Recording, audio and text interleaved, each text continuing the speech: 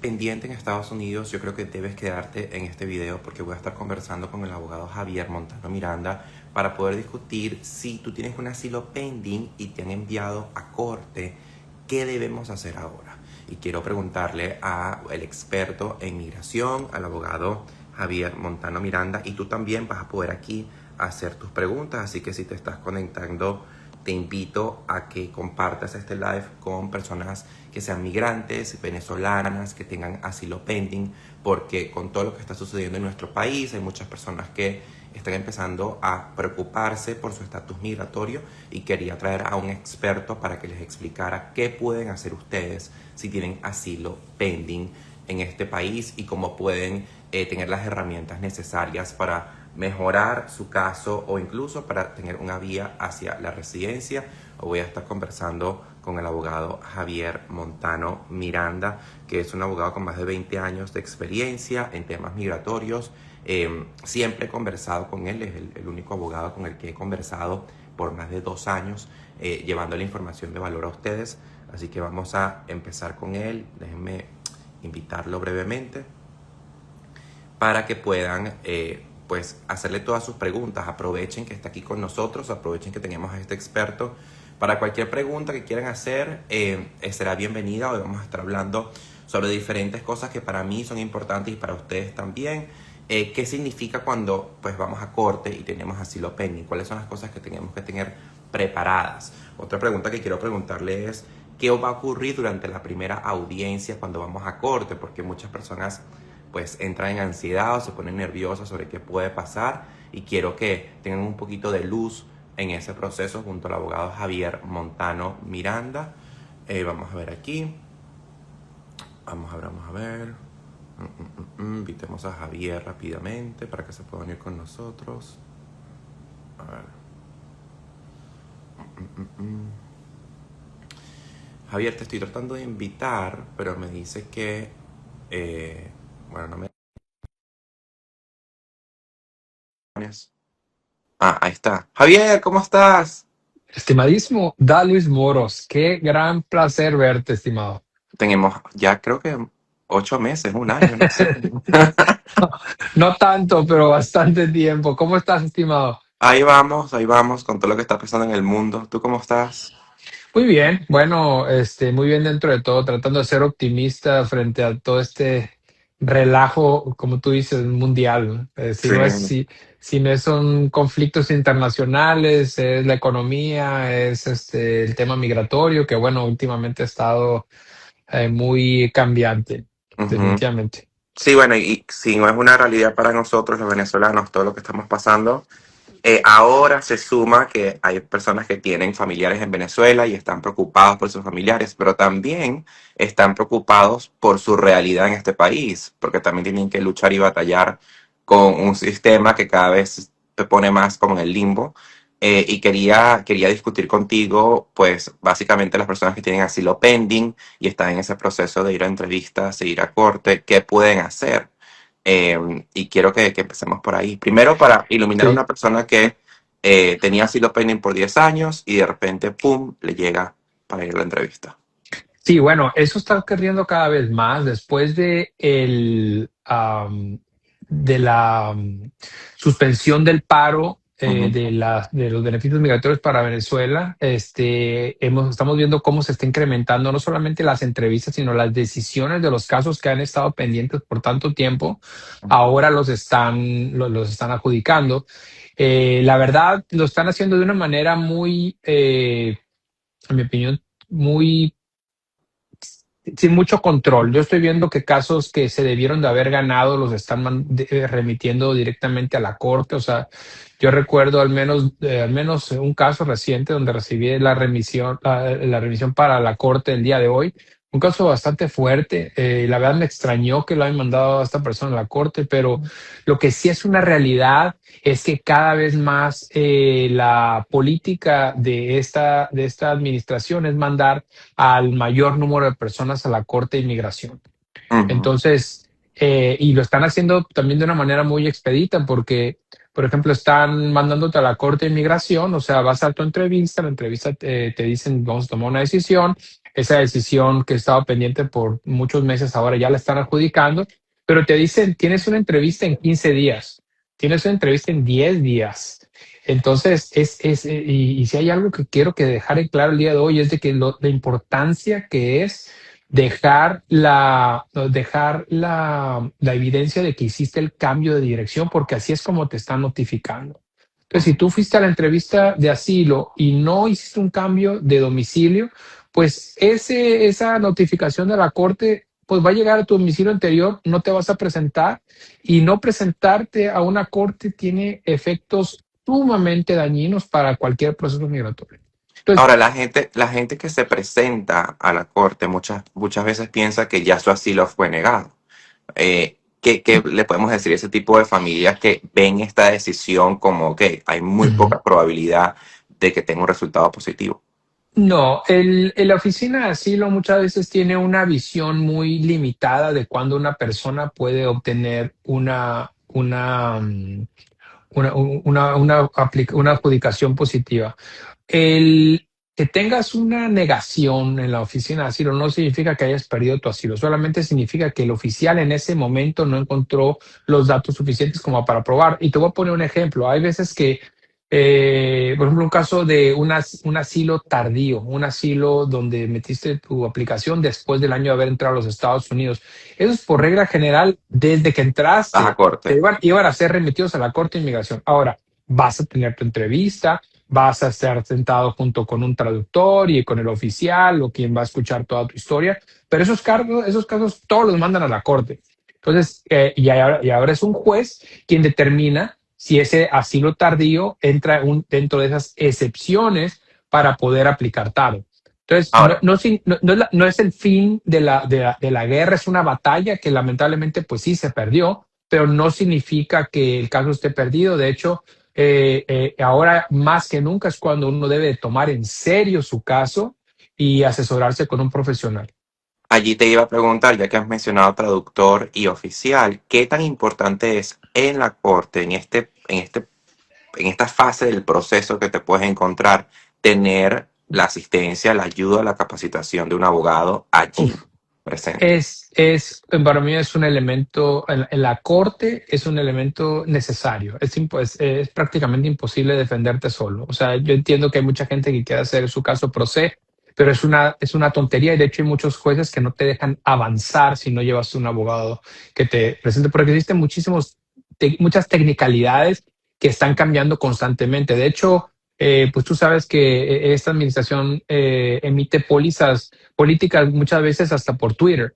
Ajá. Entonces, y tienes que estar al tanto de todas ellas. Entonces, no quieres tú presentarte solo enfrente de un juez de inmigración sin alguien que se dedique a esto. Y siempre lo he dicho y tú sabes, voy a decir, no tengo que ser yo, pero definitivamente tienes que ir con un abogado de inmigración. Y de hecho, mi opinión es de que ahora bajo esta administración, también es imperativo que una persona vaya a su entrevista de asilo afirmativo con un abogado, porque muchas veces nosotros vemos que la persona no solamente tiene que estar en ese litigio defendiendo su caso de asilo, sino también tiene a la familia afuera, también tiene el tema del traductor, también tema de quizás un oficial hostil, quizás, y lo más importante, la preparación.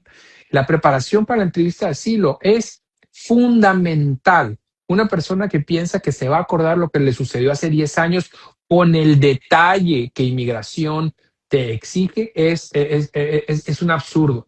De hecho, pasa de que dices que yo no sabía que me iban a preguntar esto, no sabía que me iban a preguntar tanto detalle. Bueno, ya deberías de saber, porque a final de cuentas el tema del asilo es un tema tan en boga que todo el mundo habla de él allá. Entonces, yo creo que viviendo en el sur de la Florida, todo el mundo tiene aunque no tenga nada que ver con un asilo, tienes al menos una noción y sabes lo difícil que es llegar a ese nivel para que te lo aprueben. Sí, es como una comodidad también peligrosa porque, bueno, ya has estado 10 años aquí, hay mucha gente que se dedicó a hacer vida aquí y luego de un día para otro tienes que, pues, volver a esa historia que viviste y por eso creo que es importante la presencia de un abogado para que te entrene a cómo, no es nada más que lo cuentes, sino cómo decirlo también, ¿no? ¿Cómo decirlo y también en qué enfocarse? Nosotros tuvimos una entrevista recientemente donde la señora nos insistía que es que yo no tengo a dónde volver a Venezuela.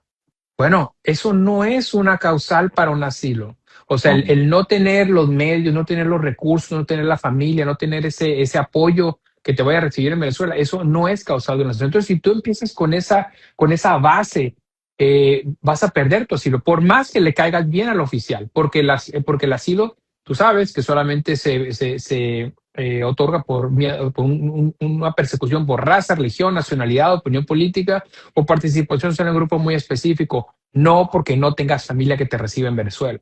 Entonces, Totalmente.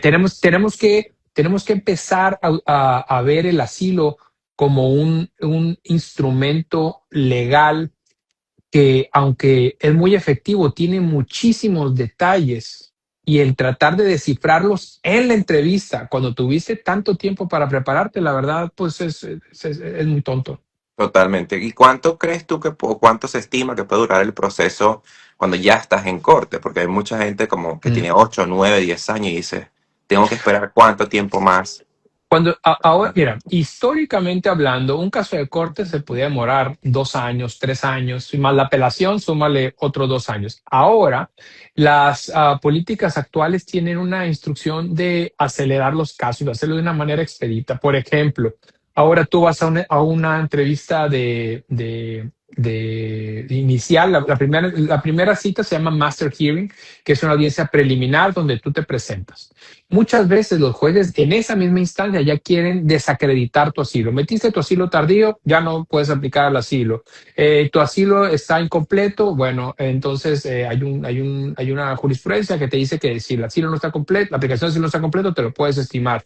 O si existe un país que te pueda recoger. O sea, todos esos puntos son con la idea de tratar de desestimar el mayor número de casos desde la primera audiencia, que es la audiencia preliminar.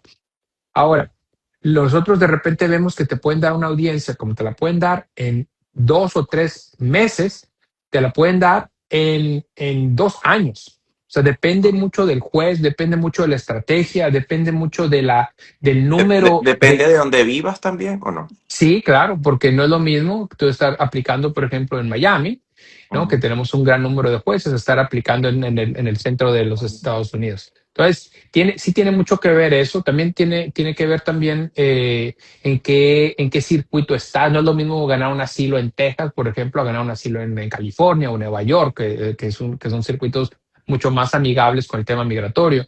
Entonces, todo esto tiene que ver y tienes que crear una estrategia. O sea, tienes que sentarte con alguien que te diga, mira, tu asilo es bueno o tu asilo no es bueno. O sea, que te digan Ujú. la verdad. Porque esa es otra. O tuve una llamada hace rato donde me estaban preguntando, bueno, es que quiero comprar una casa, pero no sé si hacerlo. En este momento yo no compraría una casa. O sea, O sea, en la situación donde está esta persona, un asilo no tan bueno, no compres una casa. Espérate.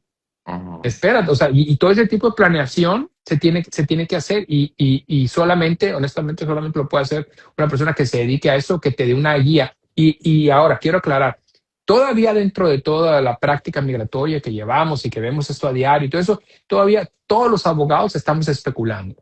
Porque a Ujú. final de cuentas no podemos decirte con claridad cuánto tiempo va a durar un caso, no tenemos claridad cómo va a ser la política Ni si, migratoria. ni si va a ser aprobado, ¿no? No, claro, no, nunca, Ujú. nunca.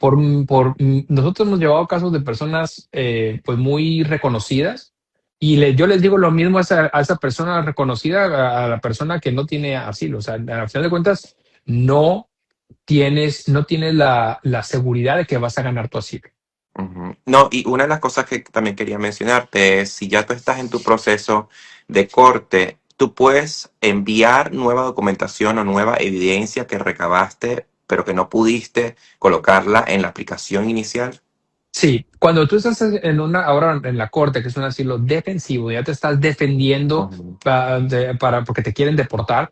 En ese tipo de situaciones, prácticamente tú puedes empezar de cero. Si tú hiciste una aplicación de asilo que estaba deficiente, esa es tu oportunidad para hacerla adecuadamente. Si tú no metiste testigos, affidavits, información suplemental, fotos, médico, todo eso lo puedes meter ahora en la Corte de Inmigración. Y es recomendado que Ahora, se haga. claro, claro, sí, sí, sí. La Corte de Inmigración es tu oportunidad para poder defender tu caso en un setting que muchas veces es mucho más es más, es más confrontacional porque ahora tienes un fiscal y un juez que te quieren deportar. Bueno, un fiscal que te quiere deportar, pero muchas veces enfrente del juez tienes un poquito de más libertades para presentar más evidencias. Por ejemplo, puedes presentar expertos, puedes presentar testigos, o sea, tienes un poquito más de espacio para preparar tu caso, a diferencia de una oficina de asilo donde tú estás solamente hablando con un oficial y muchas veces ni siquiera te das cuenta si cuál es la percepción del oficial, nada más está escuchando y te está tomando notas, pero muchas veces no sabes qué Ujú. es lo que está pensando. El juez generalmente te va a decir, o te das cuenta tú si no te está creyendo, bueno, y también en su decisión te dice específicamente por qué. Las negaciones de los asilos de las entrevistas de afirmativos te dicen, no pudiste demostrar persecución en tu país. Sí, pero ¿para qué? O sea, específicamente, ¿qué es lo que no te convenció? Ujú. En la corte sí te lo dice. Ahora, ya que me hablas de la decisión, de la decisión final de la corte, hay mucha gente que dice, bueno, sí, si es negada o si no es positiva, pues ya no hay más nada que hacer. Entonces mi pregunta es, ya después de estar en corte, ¿hay un proceso? ¿Se puede apelar eso o ya ese es el game over de tu caso? Todavía se puede apelar después de la corte, pues hay un proceso de apelación en la Junta de Apelaciones o Board of Immigration Appeals, pero una realidad es que entre más vas escalando en la pelea, más difícil es ganar. Ok.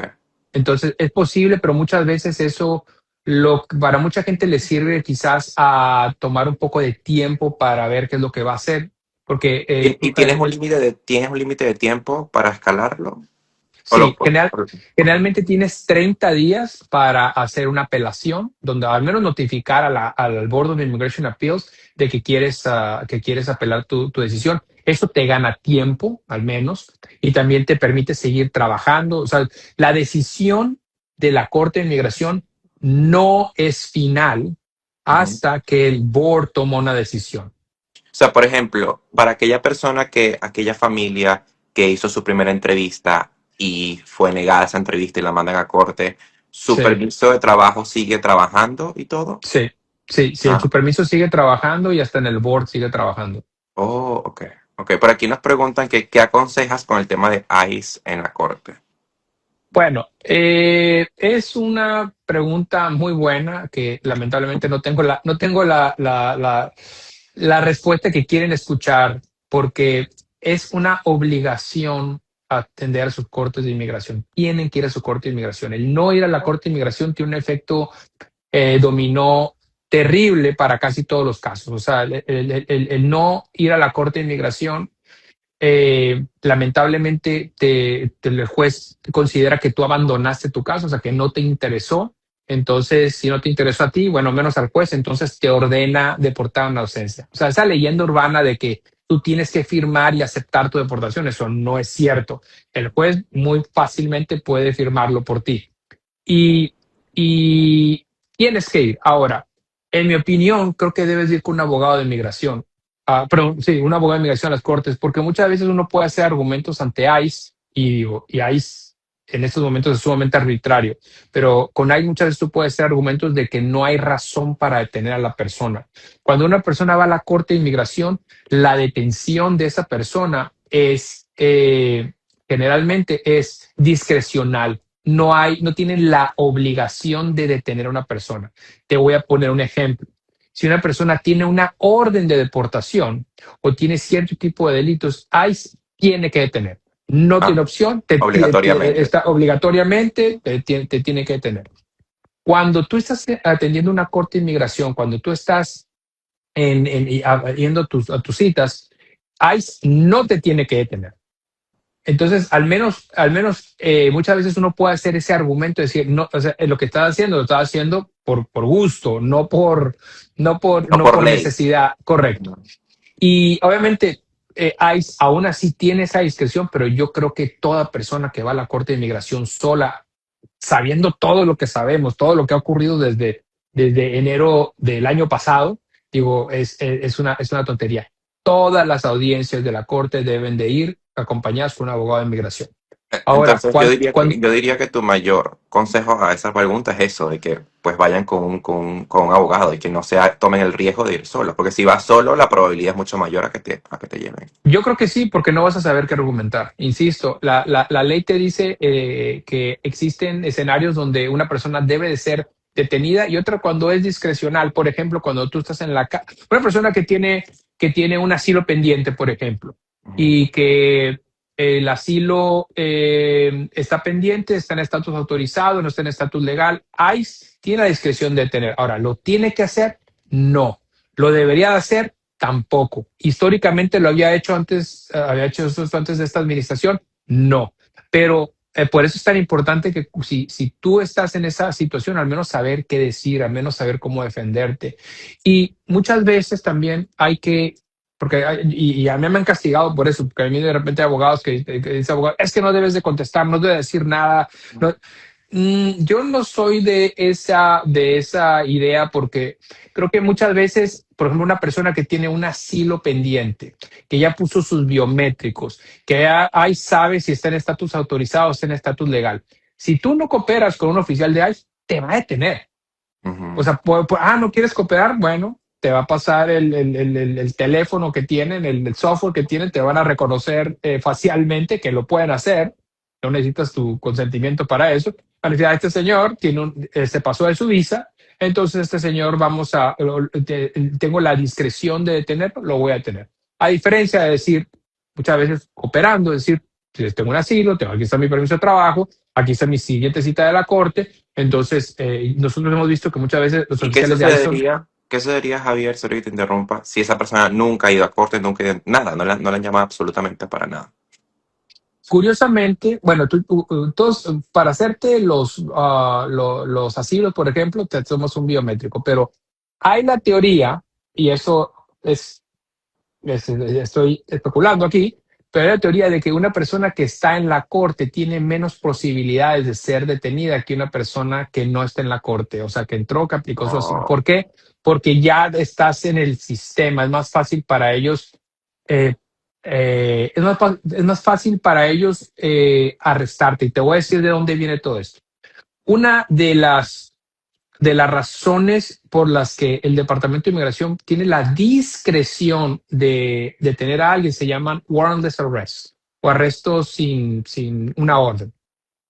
Y se ujú. tiene que cumplir dos condiciones. Una, que el oficial de inmigración, que ICE, considere que la persona está ilegal en los Estados Unidos o que ha violado los términos que no esté en estatus legal. Eso es, por ejemplo, que te pasaste de tu visa de turista. Ese es uno. Y el otro elemento es de que el oficial piense que tú tienes la posibilidad de que te escapes. O sea, que ICE considere que si ICE no te detiene en ese momento, que tú te vas a escapar. Esa posibilidad de que te escapes, eso es algo que esta administración le está dando una interpretación mucho más aguda. Anteriormente, si decían, si sé dónde vives, si sé dónde te puedo notificar, para mí es suficiente de pensar que no te vas a escapar, entonces ya no te tengo que detener. Esta administración lo está haciendo más distinto. Ahora la interpretación es, si no te detengo en este momento, tú seguramente te vas a escapar. Entonces, Ujú. bajo esa noción de warrantless arrest, es más fácil hacer el argumento que una persona que no se va a escapar si la persona está atendiendo su corte de inmigración a que si nunca ha ido a la corte de inmigración. Ya. Pero esto es algo que se lo tienes que explicar a un oficial de ICE que honestamente muchos oficiales No, de ICE, tú no sabes que saben cómo argumentar.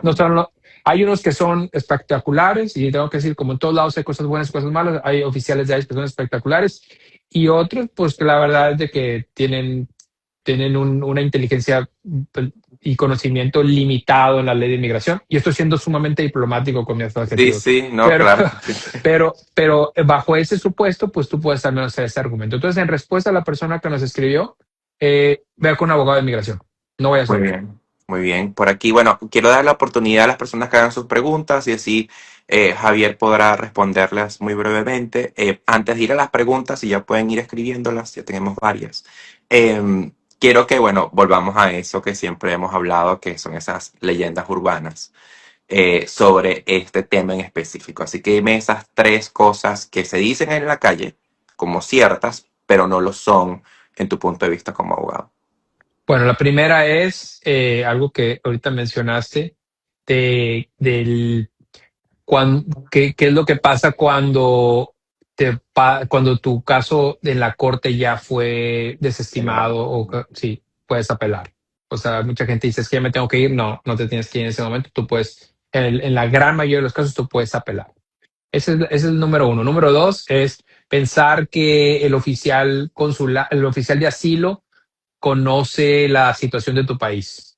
No, Mm. pues, o sea, entiendo que hay oficiales que son muy buenos y que saben dónde está Venezuela, saben dónde está México, saben dónde está Colombia, pero la carga de la prueba está en nosotros. O sea, nosotros tenemos que demostrar. Entonces, básicamente, cuando tú vas ahí, tú tienes que explicarle al oficial de asilo todo tu caso. Eso de que, por ejemplo, es que, no sé, nos estamos hablando de Venezuela, por ejemplo, no es que los tupamaros y Ajá.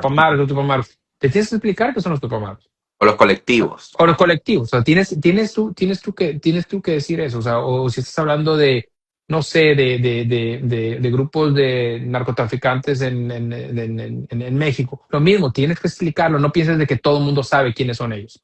Ujú. Eso yo creo que son las dos leyendas urbanas más fuertes ahorita. Y la otra es de que y esta se me acaba de ocurrir, pero es cierto, que vas a tener tiempo de prepararte para esa entrevista una vez que te llegue la notificación. No vas a tener tiempo. Si tú metiste una aplicación de asilo hace años, no la has actualizado, no te has reunido con un abogado de inmigración, si tú piensas que el Departamento de Inmigración te va a dar tiempo para que para hacer la actualización, para que te prepares para tu cita y ir adecuadamente a esa cita, no. Las citas las están dando casi en menos de un mes. Entonces, en un mes tú tienes que Wow. salir corriendo a ver tu aplicación de asilo. Mucha gente ni siquiera sabe dónde está su aplicación de asilo en este momento. Entonces tiene que buscar la aplicación de asilo, tiene que actualizar, bueno, buscar un abogado, actualizarla, prepararla, prepararse para la cita y después tiene que ir a presentarse a esa cita. Entonces, no tiene tiempo. Tenemos que ser proactivos. Esta gente tenemos que hacerlo desde mucho antes. Insisto, no tenemos que ser nosotros, pero por favor, con su abogado de confianza, el que le llenó la aplicación de asilo, vuelven a llamar y decirle, ahora están llamando, por favor, quiero actualizar mi aplicación. No, o te sorprenderás, Javier, hay mucha gente que llenó sus aplicaciones solas, o se las llenó un amigo, o se las llenó un paralegal. Entonces, Y, en este momento es donde necesitan a abogados como tú y, que nunca han tenido una representación. y yo lo entiendo, porque mira, anteriormente una aplicación de asilo era aceptada con, pues, como decimos, aplicaciones esqueleto, o sea, una aplicación con tu nombre, dirección, qué me pasó, después te platico, prácticamente se ponían las solicitudes. Y el tema con eso es de que la revisión migratoria ha cambiado sustancialmente, entonces ahora no puedes hacer eso. Entonces, si tú tenías esa idea de lo que se hacía anteriormente y lo quieres aplicar ahora, te van a reventar. Te van a Totalmente. reventar. Entonces, necesitas agarrar esa solicitud y si no tienes expediente o si el expediente lo metió un paralegal, y lo voy a decir con todo respeto, pero los paralegales generalmente no se quedan con una copia del expediente, los abogados sí. Entonces, si hiciste con un paralegal y no tienes una copia de tu expediente, el paralegal tampoco tiene una copia de su expediente, aprovecha el tiempo que no te han llamado, pide tu expediente para al menos tener una idea de qué es lo que se puso en esa aplicación, porque la otra es, mi La estimado gente ni Luis, sabe. la gente, no, la gente que metió una aplicación de asilo y no sabe qué es lo que pusieron en la aplicación de asilo. Por eso, Entonces, exacto. Ajá. entonces imagínate, y de hecho, nosotros hemos tenido consultas donde una persona va a la entrevista de asilo, pero no le hacen ninguna pregunta en la entrevista de asilo. Lo único que hacen es le preguntan quién te llenó la aplicación de asilo. Imagínate. O sea, que es O tan sea, obvio que ya. Ujú. literalmente los hacen a un lado y tienen no sé si será el FBI o a los Marshalls o no sé quién tendrán ahí, Pero, o sea, no quiero platicar de lo que pusiste ahí. Necesitamos saber quién llenó tu aplicación de asilo, cuánto le pagaste, dónde lo viste. O sea, ya está investigaciones. ¿Por qué? Porque muchas de esas personas lamentablemente hicieron la misma historia para muchas personas. Wow. Entonces imagínate que tú ves cuatro historias que son exactamente lo mismo para cuatro personas. ¿Y de dónde se origina esto? Pues de un paralegal o de un abogado, no sé. Bueno, por aquí nos preguntan si me tienen una paralegal, ¿cómo haríamos? Y creo que es el momento perfecto para que puedan contactar contigo, con tu oficina. Así que sí, puedes decirnos cuáles serían los métodos de contacto. Sí, bueno, en general, si ponen la palabra consulta en este chat o si hablan al teléfono al 786-448-0951 o al 786-825-7333, repito, 786-825-7333, nosotros los vamos a contactar y bueno, y ver si conectamos. Y algo bien importante, eh, cuando tú tienes un abogado, tú puedes cambiar de abogado y al final de cuentas tú puedes ir con el abogado que te represente, con el que tú te sientas mejor. Mucha gente dice, no, es que ya estoy con un abogado y no me puedo separar. No te puedes separar de abogado en cualquier momento. Si no te sientes a gusto con tu abogado, si no te sientes a gusto conmigo, si no te sientes a gusto con la persona que te va a representar, cámbialo. Claro. Tienes esa oportunidad. Es sumamente importante que vayas con alguien que sabe que te va a defender en esa entrevista. Mira, voy a hacer una pregunta aquí rápidamente que nos hicieron. Eh, Dice, faltamos a una cita mi familia y yo porque no supimos que tenía que ir. El reloj para el permiso del trabajo se paró en 50 días y hemos ido a 2 cortes y no se renueva. Incluso mandamos petición. Es un idioma Sí, que no entiendo, creo que tú sí entiendes. sí. Bueno, lo que pasa es de que para aplicar al permiso de trabajo bajo el asilo, realmente tienes que esperar que pasen 150 días ininterrumpidos. Me refiero a que hayas atendido a todas tus citas, que no hayas cambiado tus citas, que no hayas cambiado de jurisdicción también. O sea, el tema del asilo, del reloj del asilo es un tema sumamente delicado. Muchas veces le puedes pedir al juez que renueve o que reactive el reloj. Muchas veces también se lo puedes pedir al clerk de la corte, pero es algo que se tiene que ver muy a detalle para ver si realmente vale la pena hacer eso. Ok. Yo le recomendaría contactar con un abogado para tratar de hacer eso, porque de otra manera van a tener que esperar o gana su caso o nunca le dan o nunca le dan un permiso de trabajo. Ok. A ver, una más antes de irnos y dice, entré, bueno, me puse aquí como un cronograma. En 2015 entré con visa de turismo, 7 años sin estatus. En el Ujú. 2021 tuvo el primer TPS. En el noviembre del 2024 viajó a Bogotá y regresé con permiso de viaje por TPS. En octubre del 2022 tuvo una visa EB3 aprobada y el 7 de noviembre del 2025 aplicó un asilo afirmativo. ¿Me aprobarán la residencia a través de la visa EB3 teniendo todos estos factores? No, porque tiene 7 años de presencia ilegal. Mm, Ahí O está. sea, tiene un problema serio porque actualmente no, aunque tenga el asilo pendiente, no está en estatus legal, está en estatus autorizado para obtener una residencia por medio de empleo, que es una EB2 o EB3. Necesitas tú estar en estatus legal al momento de aplicar. Él no está en estatus legal. Ahora, discúlpame Eh, mi ignorancia en esto. Ellos te pueden aprobar la EB3, pero no te pueden negar la petición a la residencia. ¿Es eso? Te pueden aprobar la EB3, pero para hacerte residente hay dos pasos, petición y aplicación. Te pueden aprobar la petición Ok. EB3, Que se la independientemente aprobaron. de tu Ajá. estatus, ajá. Pero para el segundo paso, que es el que te da beneficios migratorios, la aplicación, Mm, para ese es el que necesita estar en estatus legal. Él no está en estatus legal. Ahora, en ese tipo de casos, realmente la solución es que hagas un proceso consular, de que tú salgas fuera de Estados Unidos a recibir tu residencia. El problema con eso es de que cuando tú acumulas más de un año de presencia ilegal, tú tienes un castigo de 10 años que no puedes rentar a los Estados Unidos. mm. Entonces él está entre la espada y la pared. Si Ella, se ella. queda dentro, ella, perdón, si se queda en Estados Unidos no puede aplicar residencia por EB3. y si sale a recibir su residencia por proceso consular, se va a quedar porque acumular más de un año de presencia ilegal en los Estados Unidos. ¿Pero es algo que se puede trabajar junto contigo o crees que no haya mucha solución ahí? Tuviera que verlo más a detalle, necesitaríamos una consulta. Hay veces que hay otro tipo de soluciones, pero yo le recomendaría que la pensara 3 veces antes de hacer un proceso consular, porque es muy probable que se quede afuera si no lo hace adecuadamente. Bueno, ahí tienes para que llamen a Javier. Por aquí dice buenas tardes. Nosotros ya nos llegó en la página de UCIS notificación para entrevista. Esto fue hace 2 meses aún y no nos ha llegado la cita. Usted puede acompañarnos a esta cita. Sí, Y claro. esa misma persona también pregunta si tienes oficina en Orlando. La respuesta es no, creo yo, pero No, pero es muy común. Nosotros representamos en todo Estados Unidos. De hecho, yo me la paso viajando, atendiendo estas citas.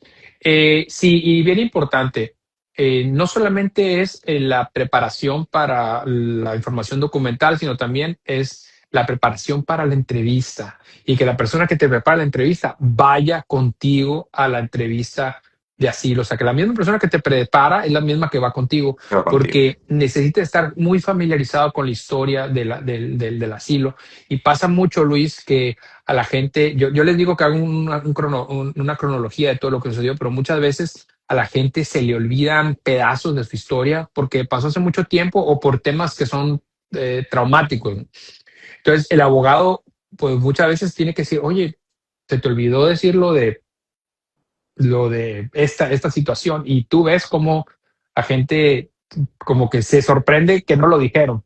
Ay, Ujú, sí, perdón. Y entonces muchas veces el abogado es el que le tiene que jalar las orejas al aplicante, claro. decir, Ujú. oye, te faltó esto, o no está siendo claro, o quizás tienes que hacer más hincapié en esto. El abogado no va a hablar por ti, el abogado no va a, o sea, su participación es más pasiva, Ujú, pero en mi opinión es muy importante. Aparte también, una de las ventajas de ir con abogado es que al menos te da una idea de cómo es el proceso. O sea, muchas veces la gente está en la oficina de asilo y no le hablan, y si ves que se están comiendo las uñas, que están muy nerviosos, sí. y el abogado dice, es normal. Es que me llamaron una vez, después me senté, después me volvieron a llamar y después me senté. Eso es ese baile de entregar un documento, te sientas, te vale, eso es normal. Es que ha pasado una hora y no me han llamado. Es normal. O sea, Perfecto. es ese tipo de cosas. Necesitas a alguien que esté familiarizado con eso para que no las tengas tú que averiguar Y te por equivoques. ti solo. No, y aparte vas nervioso. No, si es que si me llamó tarde es porque, Voy porque vio mal. algo, vio Ujú. algo malo. No, todas las aplicaciones. Yo nunca he ido a una sola aplicación de asilo donde me hayan atendido a la hora. O sea, Ok. Mm. todas se tardan. Entonces, al menos tú ya le dices a la persona, mira, se van a tardar, es normal. Primero te van a llamar a toda la familia, después van a sacarlos a todos, después te van a llamar a ti, te van a hacer una entrevista, después van a hacer una entrevista a toda tu familia. O sea, ese tipo de cosas son cosas que ya no te tienes que preocupar. Y el abogado, en mi opinión, tiene que decírtela. Porque entre menos obstrucciones tengas, tú, entre menos cosas tengas que pensar o que descifrar en ese momento, mejor para ti, para que tú tengas una cabeza mucho más clara a la hora de dar tu declaración, que eso es lo importante, que tú vayas con una cabeza clara y dar una declaración, pues, impecable, ¿no? Y nunca pasa que sea impecable, siempre hay algo, pero al menos vas mucho mejor que si fuera solo. Totalmente. Aquí nos preguntan, es decir, que solo se puede aplicar a residencia solo si se aplicó hasta un año de presencia ilegal y más de un año no se puede. 6 meses, menos de Sí, 6 meses. Ajá. menos de 6 meses. Después, en el caso indicado anteriormente, dije que son 10 años porque cuando tú te pasas más de un año de presencia ilegal, tienes un castigo de 10 años. Cuando tú te pasas más de 6 meses de presencia ilegal, es un castigo de 3 años. Ok. Entonces, generalmente el tiempo es menos de 6 meses de presencia ilegal.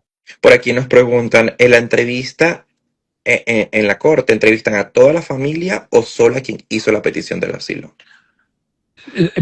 Bueno, la entrevista es de lo que sucedió solamente a la persona al principal, o sea, actualmente la persona que le ocurrió.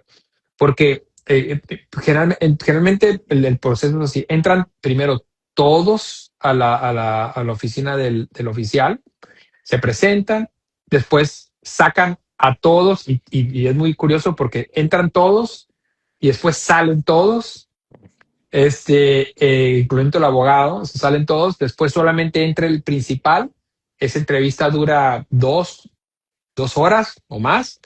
Después sacan o sea, volvemos a salir y después meten a toda la familia. Para la familia generalmente es información más general, información de si has tenido récord criminal, si has... Es muy raro que tú veas que le preguntan algo en relación al asilo a la familia. Es posible. Pero igual la familia sí va a tener que en algún momento hablar. Generalmente son generalidades, nombre, Ok, dirección y exacto. las respuestas de sí, no, o sea, eres, si tienes algún tema criminal, si tienes algún historial migratorio, es no, no, no, no. Pero sí, o sea, tienen que ir porque les tienen que hacer esas preguntas. Y ahí puede estar presente el abogado. El abogado siempre está presente. Ok. No, te digo porque me imagino yo que hay gente que está tan nerviosa y si está sola, a lo mejor malentiende la pregunta y puede contestar lo que no es, que puede ser un peligro también, ¿no? Claro, no, claro, y tienes que decir, repite la pregunta. Y yo le digo a mi cliente, si te estoy diciendo que repitas, que repita una pregunta es porque estás contestando mal, ¿no? Pero ya eso ustedes lo hablan previo. Sí, claro. Exacto. No, no, me encanta. No, no, es que conozco tanta gente que dice, no, yo voy solo o lo voy a hacer sola. Mm. Y digo, o sea, ustedes no No, saben a no, qué no. mundo No, están entrando. no, es que exacto, no tienen, no saben lo que no saben. Así Ujú. es, o sea, no tienen una idea. Yo entiendo que sí hay gente que ha ganado su asilo, entonces, bueno, actualmente yo he escuchado de personas que han ido solas que han ganado su asilo solos, yo no me consta. En esta En esa época, época no, no, en esa época no. no. Yo lo he escuchado, yo tengo 20 años haciendo esto, pero he escuchado de personas que han ido solas y que lo han ganado. Pero ¿sabes qué es lo que pasa? Es la gente que está diciendo, está muy fácil, ve tú solo, ¿para qué pagas un abogado? No, lo que pasó, lo que te sucedió a ti es una excepción. O sea, Exacto. lo que te pasó a ti no pasa, salvo en casos sumamente extraordinarios. Ahora, no deberías de estar diciéndole a todo el mundo que vaya solo, porque lo más probable es de que no lo vayan a aprobar. Por aquí nos preguntan, ¿puedo anexarle más prueba en la página o el abogado debe hacerlo por mí? En la corte de inmigración, el abogado lo hace, lo sube a un portal de inmigración, pero es por medio del abogado.